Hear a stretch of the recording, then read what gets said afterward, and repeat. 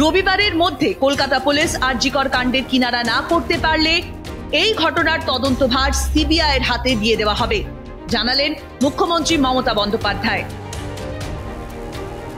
Dog squad থেকে শুরু করে, ভিডিও থেকে শুরু করে, ফরেন্সিক ডিপার্টমেন্ট থেকে শুরু করে সবাইকেই ইনভলভ করা হয়েছে যাতে খুনি গ্রেপ্তার হয় এবং দোষীরা শাস্তি পায়। এবং আমি চাই পুলিশ যত তাড়াতাড়ি সম্ভব দোষীদের গ্রেপ্তার করবে। আর রবিবার পর্যন্ত যদি তারা কুল কিনারা করতে না পারেন, কারণ ভেতরেও তো অনেকে আছে, তাহলে এই কেসটা আমরা আমাদের হাতে রাখবো না, আমরা সিবিআই কে দিয়ে দেবো। তার কারণ হচ্ছে আমার এতে কোনো পাওয়ার লেনা দেনা কিছু নেই, আমি প্রথম দিন থেকেই বলছি। কিন্তু ওদের সাকসেস রেট খুব কম। তাপসী মালিককে যখন খুন করে হত্যা করা হয়, ধর্ষণ করে, আজ পর্যন্ত বিচার হয়নি। সিঙ্গুরে এটা হয়েছিল, নন্দীগ্রামে যখন 14 জন গুলিতে মারা যায় বা 10 জন হারিয়ে যায়, আজও তারা ফিরে আসেনি।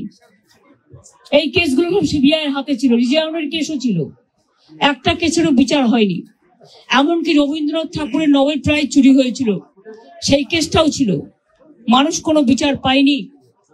কিন্তু তবু মানুষের স্যাটিসফ্যাকশনের জন্য যদি কেউ ভাবতে পারে যে পুলিশ ঠিক মতো করতে পারছে না, যদিও Calcutta police is the best police in the world, তাদের তদন্তের যে সিস্টেমটা এবং সবচেয়ে ভালো অফিসারকে লাগানো হয়েছে সমস্ত কিছু দিয়ে,